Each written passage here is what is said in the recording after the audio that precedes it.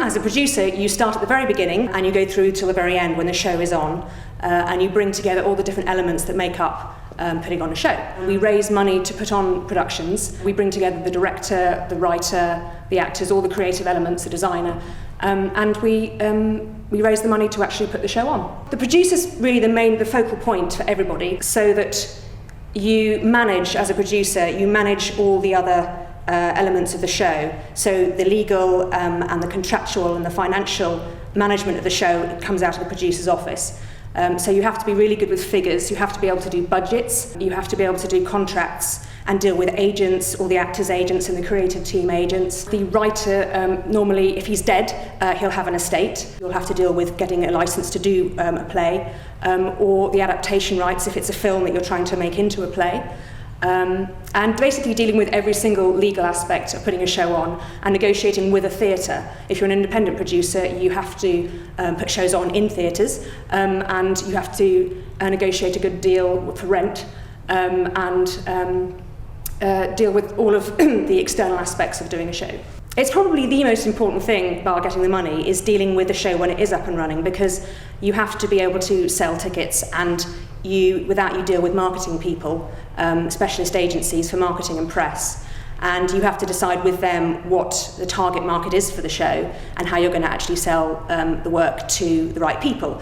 And in the old days it used to be much more traditional methods of advertising in the press. But nowadays, with amazing technology, we have marketing campaigns are often online and viral through Facebook, social networking sites, and that way you can get really fantastic word of mouth out to people to come and see a show. And obviously, because a lot of theatre goers are over the age of actually wanting to be computer literate, or I'm sure people want to be computer literate but can't always be, so you have to advertise to them through the more traditional print press, like the newspapers, and obviously television and radio. That's a really tough question about who we work with most, because as a producer you work with everybody so much, as you are the sort of focal point of bringing a show together. And I would say that in the early stages of production it's normally the creative team and the writer and the director and the people coming to develop the idea. Probably during the show would be the marketing people, your investors, who you really have to keep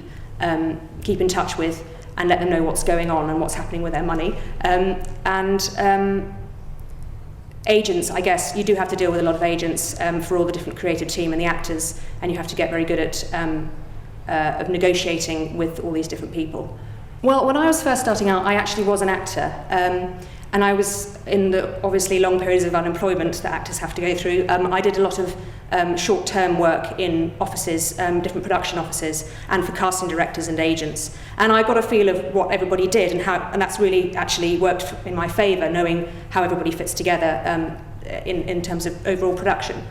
Then I got a job in a producer's office in the West End, and I realised that it was the most sort of exciting place to be, really, because you're there from the very beginning to the end of a project. Everything revolves around the producer's office, and I realised that actually that was where I wanted to be working. So the first thing is, if you want to do producing, you have to go out and offer your services for free to people, because and there are producing companies that will take interns and work, be prepared to work for 1,000% late nights.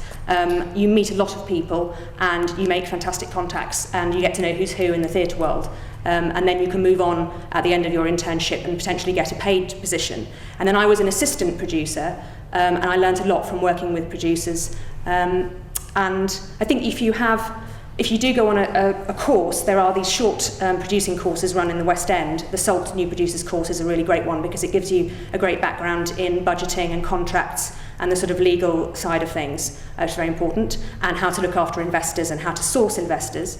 And then the last thing, I think that generally, if you've got a great project, you just have the tenacity to want to do it and to get it on. You'll find your own way to do that. And you just have to, as a producer, the most important thing is to be able to appear calm in every situation when everyone else is running around and things have gone wrong. You just have to be able to be the one who takes a step back from it and says, okay, let's work out what we can do to solve this problem.